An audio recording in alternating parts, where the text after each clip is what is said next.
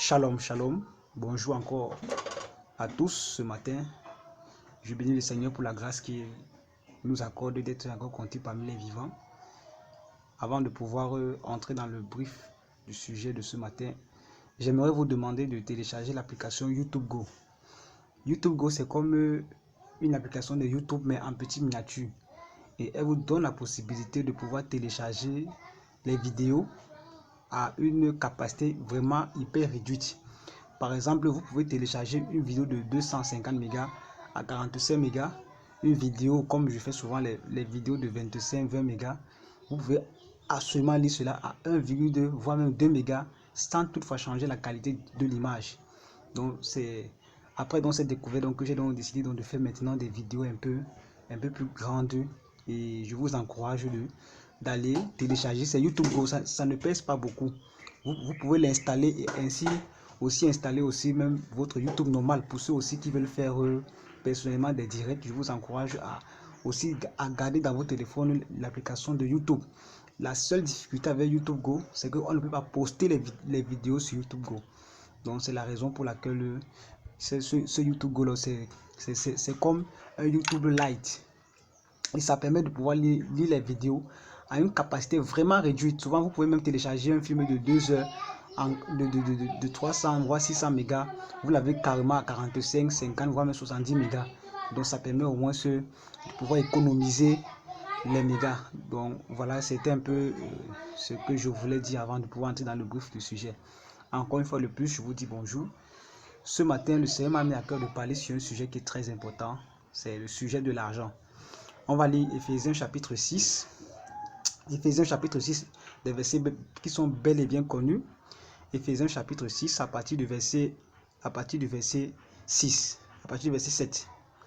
Car nous n'avons rien apporté dans le monde, et il est évident que nous ne pouvons rien emporter. Si donc nous avons la nourriture et le vêtement, cela nous suffira. Mais ceux qui veulent s'enrichir tombent dans la tentation, dans le piège et dans beaucoup de désirs insensés et pernicieux qui plongent les hommes dans la ruine et la perdition. Car l'amour de l'argent est une racine de tous les maux. Et quelques-uns, en étant possédés, se sont égarés loin de la foi et se sont jetés eux-mêmes dans bien de tourments. Pour toi, homme de Dieu, fuis ces choses et recherche la justice, la piété, la foi, la charité, la patience, la douceur. Amen. Ici, donc, c'est le dernier chapitre de Timothée. C'est Paul qui est en train de donner des instructions à Timothée. Et Paul a touché un volet qui est très très important, un volet qui est d'actualité en ce jour. C'est par rapport à l'argent. Vous savez qu'aujourd'hui, beaucoup de personnes, disons la vérité, viennent au Seigneur, pas parce qu'ils veulent le ciel, pas parce qu'ils veulent véritablement être sauvés, mais c'est parce que à cause des conditions de vie parfois tellement difficiles, et aussi à cause de plusieurs expériences négatives dans le monde, on se dit que non, c'est mieux de venir à Jésus parce qu'avec lui, nos vies peuvent changer. On peut quitter de la pauvreté, de la précarité à la richesse. Et c'est ce que beaucoup de gens disent. Mais il y a toujours une expression que j'ai beaucoup appréciée de Paul. Quand il dit, il donne deux expressions. Il dit, mais ceux qui veulent s'enrichir tombent dans la tentation. Ici, on parle maintenant de ceux qui ont le désir automatique, obligatoire de vouloir s'enrichir. Ce n'est pas des personnes que Dieu a décidé qu'ils s'enrichissent, non. Mais c'est des personnes qui sont levées comme ça et se sont dit que non, il faut que moi je devienne riche. Il faut que je devienne quelqu'un d'important. Et Paul dit que car l'amour de l'argent est une racine de tous les maux. Paul n'a pas dit que l'argent est la racine, mais c'est l'amour de l'argent qui est la racine de tous les maux. Et je vous assure que c'est véritablement une réalité de nos jours que l'amour de l'argent est véritablement la racine de tous les maux. Je connais un homme de Dieu qui a dit à mon père que lui, peu importe ce que tu fais dans la vie, si tu viens lui donner l'argent, lui prend seulement. C'est un homme de Dieu. Vous voyez qu'à cause de l'amour de l'argent, on est même prêt à accepter n'importe quel genre d'offrande. Que tu sois prostituée, que tu sois bandit, que tu sois escroc. Il y a un frère qui a témoigné un jour, qui est en France. C'était un dealer, le pasteur connaissait qu'il était dealer. Mais parce qu'il payait sa dîme de son deal, le pasteur priait pour lui, l'encourageait même qu'on ne l'attrape jamais, pour que lui puisse avoir son argent. Amen. Or, Qu'est-ce qui motive ce pasteur? C'est l'amour de l'argent. L'amour de l'argent fait en sorte que même la parole de Dieu ne peut plus parler dans nos vies. Mais regardons un peu ce qui s'est passé dans la Bible. Quand Pierre et Jean sont arrivés en Samarie et qu'ils ont prié sur les personnes et les personnes ont été baptisées du Saint-Esprit. La Bible dit que Simon le magicien va vouloir acheter l'onction, disons le Saint-Esprit avec de l'argent. Et Pierre, je crois que c'est Pierre ou c'est Jean, va reprendre sévèrement Simon. Et on sait ce qui s'est passé. Bien aimé dans le Seigneur. Je veux réitérer ce que Paul a dit. Paul n'a pas un souci avec de l'argent. Amen. Paul n'a pas dit que avoir de l'argent est mauvais. Amen. Paul a été clair. Si nous avons le vêtement et la nourriture, cela nous suffira. Maintenant, ceux qui veulent s'enrichir, ça veut dire que des personnes qui ont pour motivation, pour but, pour quête ultime de s'enrichir, tombent dans des tentations, dans le piège et dans beaucoup de désirs insensés. Quels sont les désirs insensés? Il faut que j'ai une voiture qui coûte 300 millions de francs. Il faut que je dorme dans les hôtels de 10 millions de francs. Non, si les païens sont capables de porter des montres de 50 millions, pourquoi pas nous, les chrétiens? En fait, c'est cet esprit malheureusement qui est entré dans l'église. C'est cet esprit du matuvoitisme. Qu'on veut qu'à l'église, les gens reconnaissent que Dieu m'a béni entre guillemets de manière financière. On veut que le pasteur me respecte parce que je vais être un grand partenaire à l'église. Or, Paul appelle cela des désirs insensés. Ce sont des désirs insensés, bien aimés dans le Seigneur. N'interprétons pas mal les Écritures, où Jésus-Christ a dit qu'il s'est fait pauvre pour que nous soyons enrichis. Je vais un peu recadrer la phrase. Jésus-Christ n'avait jamais eu de compte bancaire sur la terre avant de venir mourir à la croix. Jésus-Christ n'avait pas une fortune dans une banque suisse ou bien une banque, je ne sais pas dans quelle banque, qu'il a donné aux hommes pour que les hommes puissent s'enrichir. Jamais. Jésus-Christ a dit que sa richesse est où? C'est dans les lieux célestes. C'est cette richesse qu'il a laissée au ciel. Ce n'est pas un compte bancaire qu'il a donc laissé pour que nous soyons riches. La richesse que Dieu donne aux hommes, ce n'est pas d'avoir des millions, des milliards. La preuve vivante, c'est que les gens qui ont marché avec Jésus, qui ont touché Jésus du doigt, qui ont dormi avec lui, n'ont pas été des multimilliardaires. Ils n'ont pas laissé beaucoup d'argent, des fortunes, comme on veut nous faire croire aujourd'hui. Non. La richesse que Dieu a laissée, bien aimé dans le Seigneur, c'est sa divinité, c'est son autorité, c'est sa puissance qu'il a laissée. C'est sa gloire céleste qu'il a laissée pour venir être giflé, être insulté, être martyrisé et tué à la croix pour que toi et moi nous soyons sauvés. Voilà cette richesse que Dieu promet. Et l'apôtre Paul, il a très bien souligné cela. Ce que Dieu veut de toi, frère, ce que Dieu veut de moi, c'est le vêtement et la nourriture. Maintenant, Paul a dit ceux qui veulent. Ça veut dire qu'il y a des personnes que Dieu a destinées à la richesse. Amen. Nous sommes tous d'accord par rapport à cela. Maintenant, pourquoi Dieu les a destinés à cette richesse? On a un exemple palpable dans la Bible. C'est l'exemple de Salomon. Salomon a demandé la sagesse à Dieu. Amen. Dieu lui a donné ce qu'il n'a pas demandé, contrairement à ce que Paul dit là. Ceux qui veulent. Salomon n'a pas demandé à Dieu, je vais être milliardaire. S'il avait demandé, Dieu allait le lui donner. Ça c'est clair. Parce que Dieu a dit que demande-moi, je te donnerai. Mais Salomon a demandé la sagesse à Dieu. Et hormis de la sagesse, il a eu une richesse. Et lisez bien les Écritures. La Bible dit ceci, que pendant le règne de Salomon, tout le monde en Israël était bien. L'argent était devenu commun comme les pierres, donc l'argent était tellement commun comme si tu marches, tu vois le sable là en route. Ça veut dire qu'il n'y avait pas la souffrance durant le temps du règne de Salomon, quand tout allait encore bien, quand il craignait encore Dieu. Donc Salomon était consacré à donner à Dieu. Salomon aimait Dieu et à cause de sa foi, ce n'était pas lui seul qui a été béni, mais tout le peuple l'a été. Bien aimé, pourquoi aujourd'hui on voit dans nos assemblées des personnes qui sont nantis, qui ont assez d'argent, mais dans la même église, on voit des gens qui souffrent. On voit des bien-aimés, des pasteurs qui ont des voitures de luxe, qui coûtent hyper cher, mais dans leur église, il y a des personnes qui marchent à pied. Il y a des personnes qui sont même, les sont même que la voiture. Il y a des personnes qui ne sont pas capables de se nourrir eux-mêmes. Mais dans l'église, il y a des personnes qui sont des milliardaires, des millionnaires. C'est ce que Paul dit, c'est ce que Paul a dit cela. À quoi ça te sert d'acheter une voiture de 300 millions, toi qui as les moyens, quand ton frère qui est à côté n'arrive même pas à manger? Il y a des frères bien aimés dans le Seigneur que Dieu a bénis financièrement. Ils sont dans une assemblée. Ils mettent leurs enfants dans les écoles qui coûtent les 500 000 et 600 000. Mais il y a un frère à l'église, son enfant n'est même pas capable de payer la pension de l'école primaire. Mais on va dire que non, il faut prier. En fait, l'église est devenue comme une entreprise où non, comment je peux dire ça? C'est devenu comme un supermarché où chacun vient, il se débrouille comme il veut, il marche comme il veut. Donc, si c'est selon les moyens qu'il a, bien sûr, tu viens, tu achètes les choses selon les moyens que tu as. Or, ce n'est pas ça la pensée de Dieu. C'est pour cela que Paul a dit à Timothée que ceux qui veulent s'enrichir se détournent de la foi. Ça veut dire que le message, si un message de la parole de Dieu est ancré, focalisé seulement sur l'argent, ça veut dire que c'est un message qui te détourne de la foi. C'est un message qui n'a rien à voir avec l'évangile du salut.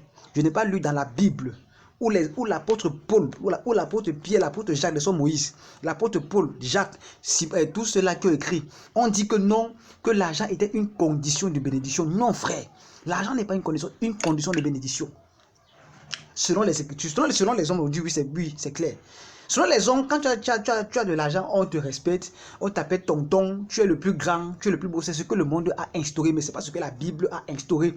Et malheureusement, l'amour de l'argent est entré même dans l'église. Et c'est pour cela qu'aujourd'hui, beaucoup de gens sont bien aimés. Moi, je crois qu'ils ne devraient même jamais avoir des gens qui misaient dans l'église. Lisons les actes des apôtres. La Bible dit qu'ils avaient tout en commun. Personne ne disait que son bien lui appartenait. Mais on mettait tout à la disposition selon le besoin de tout un chacun. Les choses se faisaient selon le besoin. Ce n'était pas que selon parce que non, il faut que moi j'ai une voiture de 300 millions. Jamais. C'était selon le besoin de tout un chacun. Et on dit qu'il n'y avait aucun indigent parmi eux. Ça, c'est le défi que l'Église de Dieu a à avoir. Aucun indigent. Il est vrai qu'il y a des assemblées où il n'y a pas de personnes, où tout le monde, chacun se bat. On est tous d'accord. Mais il y a des ministères qui sont bénis, où il y a des personnes vraiment qui sont capables de porter, pas seulement le ministère, mais même des personnes, mais ils ne le font pas. Pourquoi? À cause de l'amour de l'argent. Et c'est ça donc qui a fait en sorte que beaucoup de personnes ont commencé donc à se frustrer et à commencer à changer de langage, à commencer à tourner le message. Pourquoi? Parce qu'on est à la quête d'argent. Et comme c'est ce que le monde aime entendre, c'est comme c'est ce que l'église de Dieu aime entendre, alors on commence à prêcher sur l'argent, la prospérité, la bien-aimée dans le Seigneur. Bien-aimée dans le Seigneur. L'amour de l'argent, c'est la racine de tous les maux. Si tu es venu à Jésus parce que tu veux de l'argent, je le dis toujours, dans mes audios ou bien dans mes enseignements sur WhatsApp, tu n'as pas besoin de Jésus pour être riche. C'est clair. Tu n'as pas besoin de Christ pour être multimillionnaire. Eto'o, Samuel Eto'o, bien Bill Gates n'ont pas eu besoin de servir Jésus, de donner leur vie à Jésus pour être ce qu'ils ont. Si tu veux de l'argent, soit tu travailles, soit tu entres dans les secteurs, tu auras l'argent. C'est une évidence qui est claire. La foi que Jésus-Christ ou bien que les apôtres ont laissé, ce n'est pas pour que toi et moi nous soyons des multimillionnaires, jamais. Dieu peut décider que je vais te rendre riche.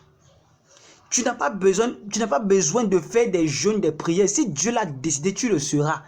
Si ce n'est pas dans le canevas de Dieu, tu ne le seras jamais. Enfant de Dieu, je parle à un enfant de Dieu. Si Dieu a dit que dans ton calendrier de destinée, tu n'auras pas d'argent, tu ne l'auras pas. Et si c'est que tu l'as, ce n'est pas lui qui va te le donner. Parce que Dieu n'a pas prévu que tout le monde soit riche dans l'église. Si c'était le cas, on va devenir tous des égoïstes. Dieu veut qu'il y ait l'équilibre afin de manifester l'amour. Parce que si j'ai tout et que je ne manque de rien, je n'aurai pas besoin de toi. Je peux faire mes choses comme je veux. Je peux décider ce que je veux. Or, ce n'est pas ce que Dieu a fait. Même la main, les saints doigts ne sont pas égaux. Et c'est pareillement à l'église. Mais à cause de l'amour de l'argent, ce qui a fait en sorte que les pasteurs ont commencé à privilégier des personnes qui ont les moyens et léser les personnes qui n'en ont pas. Et c'est ça qui a porté dans des frustrations et qui a encouragé dans des messages sataniques comme le message de la prospérité qui veut faire croire que tout le monde sera riche. Bien aimé dans le Seigneur, ça fait des années que tu es à l'église. Tu as participé dans des séminaires, reçois la bénédiction, que la prospérité soit ton partage. Tu as même sémé dans ta vie pour la prospérité. Mais pourquoi les choses n'arrivent pas? Je n'ai pas dit que tu es appelé à demeurer dans la pauvreté, jamais. Ce n'est pas ce que je suis en train de dire. Mais je suis en train de dire que quelle est pour toi la chose la plus importante qui t'amène au Seigneur? Quelle est la chose la plus importante qui t'amène au Seigneur? Est-ce l'amour de l'argent? Est-ce parce que tu veux être grand? Est-ce parce que tu veux que les gens aussi puissent te respecter, bien-aimé? Ne cherche pas à être grand avec de l'argent, mais cherche à être grand avec la crainte de Dieu.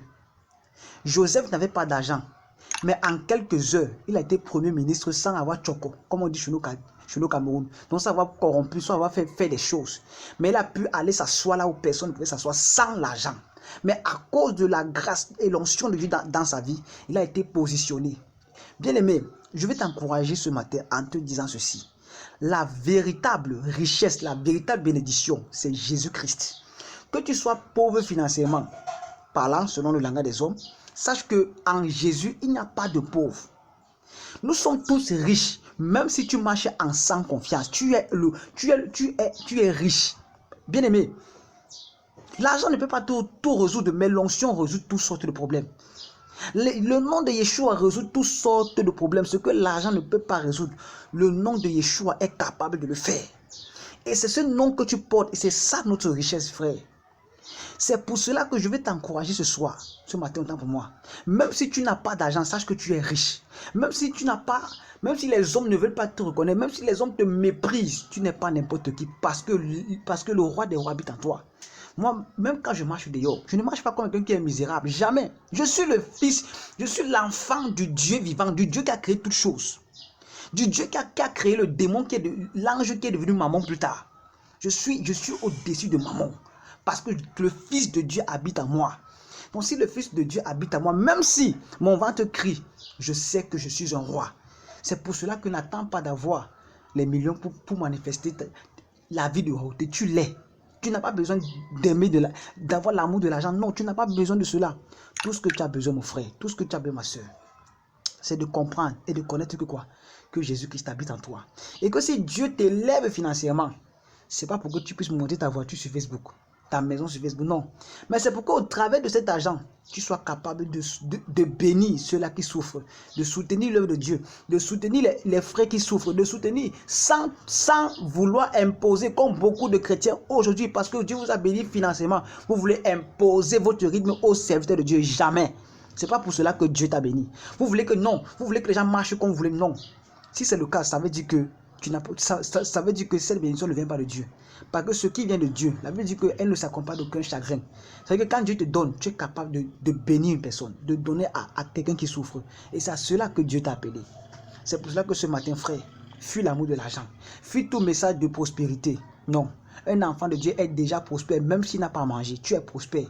Parce que le roi des rois, c'est lui la prospérité par excellence. Il n'y a pas deux types de prospérité. Que le Seigneur te bénisse. Shalom.